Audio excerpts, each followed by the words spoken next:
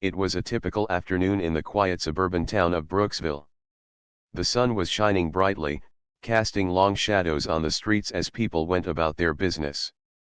The town, known for its peaceful vibe, had a small community that everyone seemed to know each other. But on this day, something was about to happen that would shake the town to its core. Inside a local hair salon, Jacqueline Turner was sitting in the stylist's chair, chatting with her friends as they laughed over the latest gossip. Jacqueline was a woman of grace and beauty, her long, braided hair cascading down her back like a silken waterfall. She had lived in Brooksville for many years, having married Mayor Richard Turner a few years back. Despite her position as the mayor's wife, she was down to earth and loved spending time with the everyday people of the town. She was just about to finish her appointment when the door to the salon opened. A man stepped inside. His uniform was a bit too tight around his shoulders, and his posture was stiff. He wore the badge of a police officer, but his face looked confused, as though he was unsure of where he was going. Jacqueline, who hadn't noticed the officer at first, suddenly felt the eyes of everyone in the room shift toward him. She turned to face him, thinking he was just another customer or perhaps someone who needed directions. But instead, he made a beeline for her, walking with purpose. "Are you Jacqueline Turner?" he asked, his voice loud enough for everyone to hear. She blinked, momentarily surprised by the directness of the question. "Yes, I am," she answered, a little confused. The officer didn't introduce himself. He simply gestured toward her, his expression serious. "I'm going to need you to step outside. There's been a report of someone fitting your description, and I have to search you." Jacqueline was taken aback by the officer's sudden demand. She had no idea what he was talking about, and his approach was unsettling. A few heads turned in the salon, and the mood shifted from relaxed to tense. The women who were getting their hair done exchanged puzzled glances, not understanding why this officer was here or why he was speaking to Jacqueline this way. "Wait, what's this about?" Jacqueline asked, her voice steady but filled with confusion. The officer, with a hint of impatience, gestured for her to follow him outside. "We have a report, ma'am. I don't have time to explain right now. Please, step outside." Jacqueline felt a cold rush of unease settle in her chest. She had been in many situations in her life, many public events, many meetings, but this felt different. Why was the officer targeting her? What report was he talking about? She didn't feel threatened, but the situation was making her uncomfortable. "Why do you need to search me?" she asked again, her voice rising slightly. "I don't have time for questions," the officer snapped, and then in a more commanding voice, he added, "Just come with me." A tense silence fell over the room as the officer's voice echoed in the salon. People began to whisper under their breath, wondering what was going on. Jacqueline glanced at her friends, hoping for some kind of reassurance, but no one seemed to know how to respond. She could feel their eyes on her, their concern for her growing. Against her better judgment, Jacqueline stood up from the chair. She didn't want to cause a scene, but the officer's insistence made it clear that this wasn't a simple misunderstanding. She walked toward the door, hoping this would be over soon.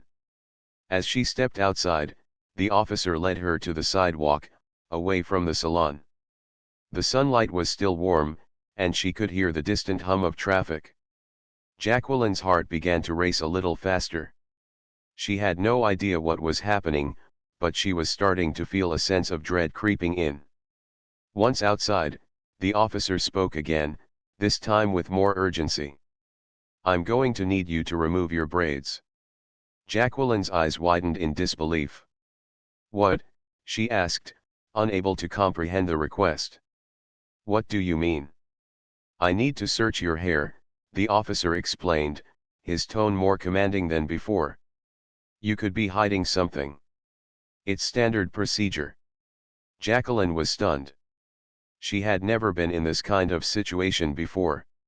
She didn't feel like she had done anything wrong, and the idea that the officer was asking her to remove her braids made her stomach turn. Braids, for many black women, weren't just a hairstyle. They held cultural significance, a piece of identity that went beyond appearance. Asking her to remove them felt like a violation, an insult to who she was. "I'm not taking my hair down," Jacqueline said firmly, a sense of defiance creeping into her voice. "This is unnecessary." But the officer wasn't backing down. He stood there, his eyes narrowing as he looked at her, not understanding the gravity of what he was demanding. "I'm not asking, ma'am. I'm ordering you to remove your braids." The words hung in the air like a weight, and Jacqueline felt her pulse quicken. This was no longer just about a misunderstanding. This was about power, about control. She could feel the anger rising in her chest, but she held herself together. She couldn't let this man break her. "Not here. Not now." "I don't care who you are," the officer said with a tone that made Jacqueline's blood run cold. "If you don't do it, I'll have to arrest you." At that moment, Jacqueline realized that this wasn't just a random encounter. Something more was at play.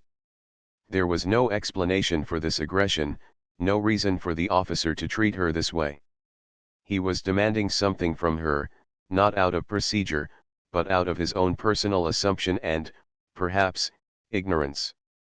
With a deep breath, Jacqueline did what she thought she had to do. She sat down on a nearby bench, the weight of the situation pressing down on her. She didn't want to cause a scene, but she couldn't let this go either. She closed her eyes for a moment, trying to calm her nerves. The officer, still standing over her, didn't seem to realize how damaging this moment was. He went to work on her hair, cutting through the braids without a second thought, each snip feeling like a small piece of her dignity being taken away. As the officer finished, Jacqueline's hair, once long and proud, now lay in a pile on the sidewalk. She stood up slowly, her heart pounding in her chest. She could feel the eyes of the town on her, but she wasn't sure if she felt anger or sadness. She was humiliated, but she wasn't broken. That was when she heard a familiar voice from behind her. "Jacqueline." She turned, and her heart skipped a beat. Standing there was her husband, Mayor Richard Turner, looking both concerned and furious. He had been watching from the window of their nearby home when he saw the scene unfold. The moment he saw Jacqueline, he knew something had gone terribly wrong. "What happened?" Richard asked, his voice low but filled with a mix of worry and anger. Jacqueline looked at her husband, her eyes welling up with tears. She wanted to speak, to tell him everything, but words failed her. She simply nodded toward the officer and said, "I'm fine, but we need to deal with this." Richard took a deep breath, his anger shifting into action. He turned to the officer, his voice cold and authoritative. "You just made a big mistake." Jacqueline felt the weight of her husband's presence. She didn't know what the next step would be, but one thing was certain, this was far from over. The town of Brooksville had always been quiet, a place where everyone knew everyone else's business. It was the kind of town where the mayor's family was seen as part of the fabric of the community. People knew Richard Turner as a calm, level-headed man who had served as mayor for several years, always striving to make his town better. But this morning, everything changed. As Jacqueline stood there, still processing the humiliation she had just experienced, her husband, Mayor Richard Turner, took immediate action. His usual calm demeanor was gone, replaced with a fury that had been building ever since he'd witnessed what had just transpired. He stood with Jacqueline, his face hard as stone, as the officer fumbled for words. Richard turned to the officer. "Do you have any idea who you're speaking to?" His voice was low, but it carried a power that made the officer squirm. "That's my wife. And you've just crossed a line you won't be able to undo." The officer took a step back, clearly taken aback by the sudden shift in tension. He hadn't expected the mayor to show up, much less to confront him like this. But Richard wasn't about to let this go. Not after what had happened. "Sir," the officer began, but Richard cut him off before he could say another word. "No. You don't get to explain yourself. Not here. Not now," Richard said, his voice cold. "You've just assaulted my wife, and I want to know why." The officer stood there, looking guilty but unsure of what to do. He fumbled with his hands, glancing between Richard and Jacqueline, who still looked shocked, though her expression was beginning to harden into one of determination. She had been through enough. It was time to stand up for herself, for her dignity. Jacqueline cleared her throat. "I want to know what right you had to cut my hair. What was the reason?" Her voice was firm, though still tinged with disbelief. "You didn't even ask if I was okay with it? You didn't even explain why you needed to do it?" The officer looked down, his face flushed with embarrassment. "There was a report about a suspect. I was just following procedure," he stammered, but Richard interrupted again. "You thought my wife was a criminal?" Richard's voice rose slightly. "Is that what you're telling me? Because she fits a description." The officer didn't respond immediately. Instead, he shifted uncomfortably under the mayor's scrutiny. Finally, he mumbled, "I thought she was the person we were looking for. I thought she was hiding something." Jacqueline couldn't believe what she was hearing. "Hiding something," she echoed, her voice rising with anger. "What could I possibly be hiding in my hair? Why was I treated this way? And why didn't you even check the facts before you came at me like that?" Richard put his arm around Jacqueline, a protective gesture that made her feel a little safer but also angrier. He knew that the next steps had to be careful. The officer had made a huge mistake, but Richard's first priority was to ensure that nothing worse came of this. "We're going to the station," Richard said, his voice resolute. "And we're going to talk to someone in charge." The officer hesitated, clearly panicking. "I didn't mean any harm. I was just doing my job," he repeated, but Richard wasn't buying it. He could see the officer was trying to deflect responsibility, trying to downplay what had just happened. As they made their way to the police station, Jacqueline remained silent, her thoughts racing. What had just happened? How could something like this occur in a town where she had lived her entire life? And how could an officer of the law act so recklessly? Inside the police station, the atmosphere was tense. The receptionist, who had seen Richard walk in, immediately understood the gravity of the situation. She quickly summoned the station's chief, who came out with a stern look on his face. "Mayor Turner," Chief Miller said, acknowledging Richard's presence with a nod. "I understand you have a complaint." Richard didn't waste any time. "I have more than a complaint. My wife was assaulted by one of your officers, and I demand an explanation." The chief's expression tightened as he looked at the officer who had followed them into the station, clearly unsure of what to do next. The officer, clearly nervous, stood there, not making eye contact with anyone. "Explain yourself," Richard demanded, his voice firm. "What exactly happened?" The officer tried to explain again, but his words were a jumble of confusion. "I thought she was a suspect, sir. I didn't know who she was, but the description matched enough," Richard interrupted. "You didn't verify anything. You made an assumption, and now my wife is traumatized." Jacqueline, who had been standing quietly by her husband's side, finally spoke up. "I don't care about your excuses. I don't care if you thought I was someone else. What matters is that you cut my hair without my permission. You didn't ask me anything. You didn't even explain yourself.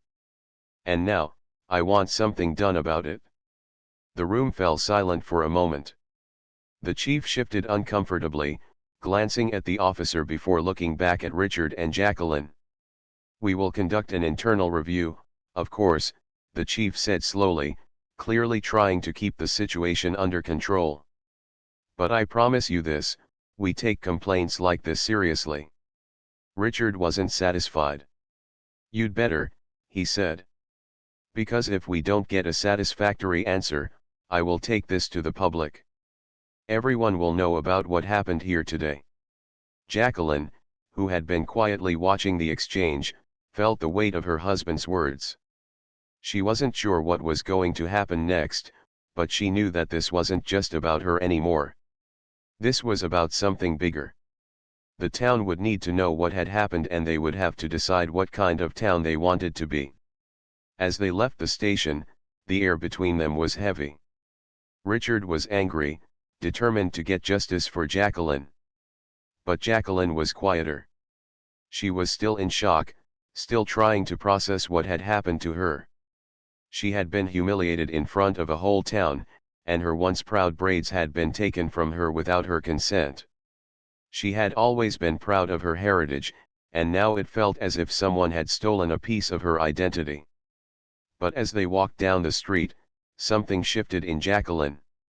She was no longer just the mayor's wife. She was someone who had been wronged, and she wasn't going to let that stand. Richard, she said quietly, her voice full of determination. We're going to make sure this doesn't happen to anyone else. No one should have to go through what I just did. Richard looked at her, his eyes softening. We will, Jacqueline. I promise. And just like that, Jacqueline realized that the journey to justice wasn't just about getting an apology from the officer. It was about making sure no one else in Brooksville would ever feel the way she did. The days that followed the incident were filled with uncertainty and tension. Brooksville, a town that had always been known for its peace and community spirit, was now a place divided. Whispers filled the streets, people talked in hushed tones, and everyone seemed to have an opinion about what had happened to Jacqueline Turner, the mayor's wife. Jacqueline, however, was determined to not let the situation define her. Despite the humiliation she had faced, she wasn't going to back down. She had a clear goal now, not just for herself, but for the whole town. She wanted justice, and she was going to make sure that what happened to her never happened to anyone else. Richard, as the mayor, knew that this issue was not just a personal matter for him and Jacqueline, it was something that could affect the entire town. It was about trust, respect, and accountability. As the investigation into the officer's actions began, he found himself facing pressure from both sides. The police force, particularly Officer Brooks, had supporters who believed that he had made a mistake but was simply following the rules. These people argued that the officer had acted out of an overzealous sense of duty, convinced that he had a responsibility to protect the town. They didn't see the problem with what had happened, and many of them were vocal about it. On the other hand, there were people who stood firmly with Jacqueline. They saw what had happened as an injustice, a violation of her rights. They understood that, regardless of the officer's intentions, the way he had treated Jacqueline was unacceptable. News spread quickly about the incident, and people began to speak out in support of the mayor's wife. As Richard navigated the growing divide, Jacqueline took matters into her own hands. She knew the power of speaking out, and she knew that she had a voice that could make a difference. One afternoon, she sat down at the kitchen table with her husband and decided what she needed to do next. I want to speak to the public, Jacqueline said, her voice calm but determined. I want them to hear my side of the story. Richard raised an eyebrow, surprised by her directness. Are you sure? The media's already involved, and this is becoming more public than we ever expected. I'm sure, Jacqueline replied. It's not just about me anymore.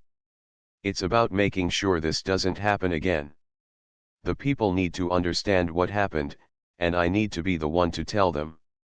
Richard took a deep breath, knowing that this wasn't going to be easy. But he also knew that his wife wasn't one to shy away from a challenge. If you're ready for this, then we'll do it together. The next day, they scheduled a press conference. The media was already camped outside their house, eager for an interview with the mayor and his wife. As the conference began, the room filled with reporters from every local news station, cameras flashing as they set up their equipment. Jacqueline stood beside Richard, feeling a mix of nervousness and resolve. She had prepared herself for this moment, but the reality of it felt much bigger than she had imagined. She took a deep breath and stepped up to the microphone, her heart pounding in her chest. "Thank you all for being here," Jacqueline began, her voice steady but full of emotion. "I'm here today not just as the mayor's wife, but as a woman who was wronged. What happened to me was not just an unfortunate mistake, it was an abuse of power." The room fell silent, all eyes on her. Richard stood beside her, his hand resting on the back of her chair, silently offering his support. Jacqueline continued, "I was treated with disrespect. I was humiliated in front of my community. And no one, no matter who they are or where they come from, should ever have to experience that." A murmur rippled through the crowd of reporters. Jacqueline could feel the weight of their gaze, but she didn't let it shake her. This was her moment to speak, and she wasn't going to waste it. She looked around the room, her eyes locking with the cameras, making sure that her message would be heard by everyone. The officer who did this, Officer Brooks, was just doing his job, but he didn't do it correctly. He didn't stop to think about what he was doing. He didn't ask questions or listen to what I had to say. And in the end, my rights were violated. Jacqueline's voice wavered for a moment, but she took a deep breath and steadied herself. "I don't care what his intentions were. What matters is that I was treated like a criminal, and no one deserves that." Richard could see the strength in Jacqueline's eyes as she spoke. This wasn't just a speech, it was her way of reclaiming her dignity. She wasn't going to let what happened define her. She was going to take control of her story. "The town deserves better," Jacqueline continued, her voice growing stronger with each word. "We deserve to live in a community where everyone is treated fairly, with respect. This town, our town, can be better. And we can make sure that this kind of thing never happens again." The press conference was quiet for a moment before the questions began. The reporters fired questions at her, trying to get more details about what had happened, about how she felt. Jacqueline answered each question with the same clarity and composure. She didn't shy away from the difficult questions, and she didn't let the pressure get to her. She had made a promise to herself and to the town, and she wasn't going to break it. As the press conference ended, Jacqueline felt a wave of relief wash over her. She had spoken her truth. She had let the world know that she wouldn't accept injustice. But she also knew that this was just the beginning. The town was divided, and things were about to get even more complicated. That night, Richard sat in the living room, deep in thought. He knew the pressure was mounting. The police force, while officially beginning an investigation, was still largely standing behind Officer Brooks. Some of the townspeople had even rallied in support of the officer, claiming that it was all just a misunderstanding. The media was picking up on the conflicting stories, and Richard could feel the tension in the air. Jacqueline, however, wasn't ready to sit back and wait. She had made up her mind that she was going to see this through, no matter what it took. She was determined to ensure that what happened to her would serve as a catalyst for change. It wasn't just about the officer, it was about a system that needed to be held accountable. The next day, Jacqueline's phone rang. It was the police chief, asking for a meeting. He wanted to talk about the investigation. Jacqueline agreed to meet, knowing that this was the next step in the process. She couldn't help but wonder what the police chief would say. Would he try to downplay what happened? Or would he be willing to listen to her? As they made their way to the meeting, Jacqueline held her head high. This was her fight now, and she was ready to see it through. She knew that it wouldn't be easy, and there would be obstacles ahead, but she also knew that she wasn't alone. She had the support of her husband, her community, and now, the whole town was watching. The pressure was on, but Jacqueline was ready to make sure that the truth was heard. The tension in Brooksville continued to rise as more and more people became involved in the aftermath of what had happened to Jacqueline Turner. The press coverage was relentless, and soon, the story had spread far beyond their small town. News outlets from nearby cities were picking up the story, and everyone had an opinion about what had transpired. Jacqueline was becoming a symbol, not just of injustice, but of resilience. People began reaching out to her, offering their support, some even sharing their own experiences of feeling powerless or mistreated by authorities. It was clear that what had happened wasn't just about one officer's mistake, it was about a much bigger issue, one that many people had kept silent about for too long.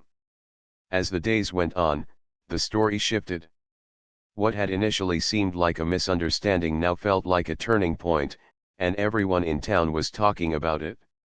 There were those who supported Jacqueline, praising her for standing up to the officer and speaking out. Then there were those who still defended Officer Brooks, claiming that he had simply made a mistake and that it wasn't something to blow out of proportion. At the same time, Richard found himself caught in the middle. As mayor, he was supposed to represent the entire community, and he knew that his actions could either unite the town or tear it apart. He had always been someone who believed in fairness and justice, but now he had to put those principles to the test. Every time he met with his staff, spoke to the media, or attended a town meeting, the pressure felt heavier. He couldn't escape the fact that his wife had been wronged, and now, it was his responsibility to ensure that the right thing was done. One evening, as Richard sat in his office, going through some papers, Jacqueline walked in. She was quieter than usual, her eyes tired, but her resolve was still strong. "I've been thinking," Jacqueline began, sitting down across from her husband. "I think we need to take things a step further. This is bigger than just me." Richard looked up from his papers, his eyes filled with concern. "What do you mean?" "I mean that we can't just let this be about me getting an apology from the police. This is about making sure that this doesn't happen to anyone else. We need to take action. We need to start looking at how things work around here, how people in positions of power are held accountable." Richard nodded slowly. He had already been thinking about similar things, but hearing Jacqueline say it aloud made him realize that they couldn't just leave it up to the system. Change had to come from the top down. "You're right," he said quietly. "But how do we do that?" Jacqueline thought for a moment, then said, "We need a town meeting. A big one. Where everyone can come together, where we can address the issue head on. We need to be clear about what happened, about how it shouldn't have happened, and about what we're going to do to prevent it from happening again." Richard looked at his wife, admiring her strength. "I'll set it up," he said. "But we need to be prepared. Not everyone is going to agree with us." "I know," Jacqueline said, standing up and walking toward the window. "But that doesn't matter. What matters is that we're doing the right thing. We're giving people the chance to speak out, to be heard." The next few days were a whirlwind of activity. Richard worked with the town council to organize the meeting. Flyers were handed out, social media posts were made, and word spread quickly that there was going to be an important meeting to discuss the recent events and the issue of police accountability. As the day of the town meeting arrived, the atmosphere in Brooksville was thick with anticipation. Jacqueline could feel the weight of the moment as she stood in front of the podium, the microphone in front of her. This was at the moment when they would take a stand. The room was packed. People of all ages and backgrounds were seated, their eyes focused on the stage. Some were there to support Jacqueline, while others were skeptical. The police chief, along with several other officers, sat at the back of the room, their faces unreadable. It was clear that they didn't know what to expect. Richard opened the meeting with a few words, thanking everyone for coming and emphasizing the importance of open dialogue. He spoke about the need for unity and understanding in the community, but also about the need for change. Then, it was Jacqueline's turn.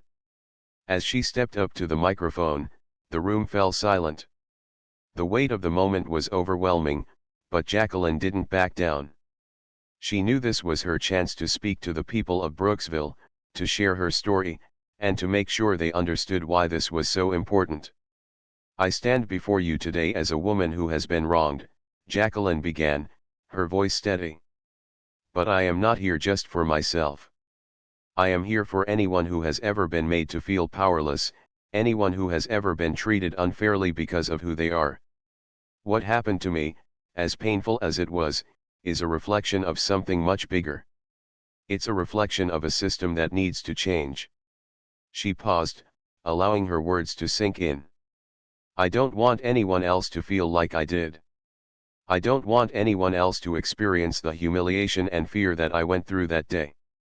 I don't want any more lives to be affected by mistakes like the one that was made with me. And that's why we're here. We are here to talk about accountability, about making sure that those who are entrusted with power don't abuse it."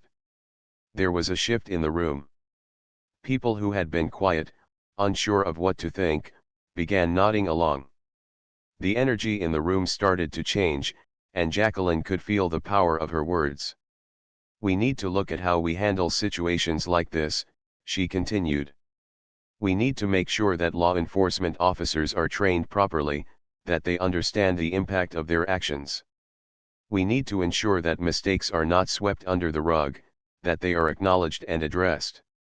Jacqueline's words were met with murmurs of agreement from the crowd, and Richard couldn't help but feel proud of his wife.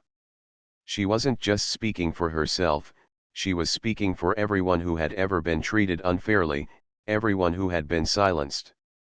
At the end of the meeting, the police chief stood up, his face showing signs of tension. "We hear you," he said, his voice stiff. "And we will take the necessary steps to review the situation." But Jacqueline wasn't done. "I don't want just a review," she said, her voice unwavering. "I want action. I want real change. And I want this to be the beginning of that change." The room erupted into applause, and Jacqueline knew, deep down, that this was just the beginning. The road ahead wouldn't be easy, and there would be more challenges to face, but she was ready. She had spoken up, and the people of Brooksville had listened. This town was going to change, and Jacqueline was going to be at the forefront of that change. The days following the town meeting felt like a turning point for Jacqueline and Richard. The energy in Brooksville had shifted. People were more aware of the issues at hand, and the conversation around police accountability was no longer a quiet whisper, it was loud, and it was everywhere. The town was divided, but the divide wasn't as simple as it seemed. It wasn't just about the incident that had happened with Jacqueline, it was about something deeper, something that many people had been afraid to confront. For Jacqueline, the road ahead was still uncertain, but one thing was clear: she wasn't going to let this go. She had taken a stand, and she had become a voice for change. She wasn't just the mayor's wife anymore, she was a symbol of strength and resilience, someone who had been wronged but had fought back. As the weeks passed, Jacqueline continued to meet with community leaders, activists, and even members of the police force. She knew that real change required more than just words, it required action. And it wasn't going to happen overnight. There were still many hurdles to overcome, but Jacqueline was determined to be a part of the solution. Richard, too, found himself more deeply involved in the process. As mayor, he was expected to lead, but he had never faced a challenge quite like this. The town was looking to him for answers, and he knew that he couldn't afford to let the situation fester. He had always believed in fairness and justice, but now he had to put those values to the test. His leadership was being scrutinized from every angle, and he knew that the way he handled this would define his time in office. One afternoon, Richard and Jacqueline sat down together to discuss the next steps. The police department had initiated an internal review of the incident, but Jacqueline knew that this wasn't enough. She wasn't going to let the officer involved, Officer Brooks, simply be cleared of wrongdoing. There needed to be more transparency, more accountability. "Richard, I don't think this is going to be solved with just an internal review, Jacqueline said, her voice steady but filled with conviction. We need an independent investigation. We need a third party to look at what happened and make sure the right thing is done. Richard nodded, understanding the weight of her words. I've been thinking the same thing. We need to show the town that we're serious about this. We can't let this just fade away. Jacqueline's eyes sparkled with determination. We need to show them that we're not just going to talk about change, we're going to make it happen. Richard smiled at her, proud of her strength. You're right. I'll start making the arrangements. We'll get an independent investigation, and we'll make sure the people in Brooksville know we're taking this seriously. Over the next few weeks, things began to move. The mayor's office worked with local organizations to find an independent agency to conduct the investigation. The police department, though initially resistant to the idea, eventually agreed to the process. The pressure from the community was undeniable, and Richard made sure that everything was done above board. Meanwhile, Jacqueline continued to engage with the community, meeting with people who had been affected by the incident and listening to their stories. She realized that her experience wasn't an isolated one. There were others in the town who had been mistreated, ignored, or unfairly treated by those in power. Many of these people had kept quiet for fear of retribution, but Jacqueline's courage inspired them to speak out. One day, while Jacqueline was at a community event, she met a young woman named Clara, who approached her shyly. Clara had a nervous look on her face but seemed determined to speak. "Are you Jacqueline Turner?" Clara asked, her voice soft. "Yes, I am," Jacqueline replied with a warm smile, inviting Clara to sit beside her. "How can I help?" Clara hesitated for a moment before speaking. "I just wanted to say thank you. What you did, it gave me the courage to speak up. I've been afraid to talk about what happened to me with the police. But you showed me that it's okay to stand up, that it's okay to ask for help." Jacqueline was taken aback by the young woman's words, and for a moment, she wasn't sure how to respond. But then she realized that this was exactly why she had fought so hard, so that others like Clara wouldn't have to live in fear. "You don't have to be afraid anymore," Jacqueline said gently. "You have a voice, and it matters. I'm here for you, and so are the people in this town. Together, we'll make sure things change." The conversation with Clara stayed with Jacqueline long after the event. She had heard similar stories from others, stories of fear, silence, and mistreatment. But there was also a sense of hope that was slowly building in the town. People were starting to realize that they could make a difference, that their voices mattered. As the investigation continued, it became clear that the officer involved, Officer Brooks, had failed to follow proper procedures.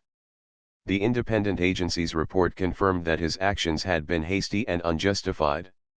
He had violated the protocols for handling such situations, and the report recommended disciplinary action. Richard knew that this would be a difficult decision to make. Officer Brooks had been a part of the police force for years, and many of his colleagues were protective of him. But the evidence was clear, and Richard couldn't ignore it. "I'll do what needs to be done," Richard said to Jacqueline one night after reading through the final report. "It won't be easy, but I have to make sure that the right thing is done. The people of Brooksville deserve it." Jacqueline nodded in agreement, knowing that this decision was a crucial one. It wasn't just about holding Officer Brooks accountable, it was about showing the community that no one was above the law, not even those who were supposed to protect and serve. The next morning, Richard made an official statement to the press. He addressed the findings of the independent investigation and announced that Officer Brooks would be placed on administrative leave pending further action. The news spread quickly, and the community's response was mixed. Some people were angry, while others felt that justice had been served. But for Jacqueline, it wasn't just about the officer.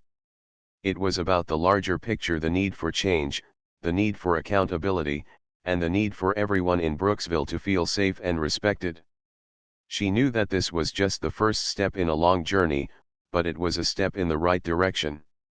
As the days passed, Jacqueline's role in the community continued to grow. She became more involved in local organizations, working to create programs that would promote understanding and fairness in the town. She met with the police chief and other community leaders to discuss ways to improve relations between law enforcement and the people they served. It wasn't going to be an easy task, but Jacqueline was determined to make Brooksville a place where everyone could feel heard, respected, and safe. Richard stood by her every step of the way, proud of the woman she had become. Together, they had faced a difficult challenge, and together, they had made Brooksville a better place. In the end, it wasn't just about what happened to Jacqueline, it was about what happened to the town. Brooksville had been shaken, but it had also been given an opportunity to change. And Jacqueline Turner, the woman who had been wronged, had become the one to lead that change.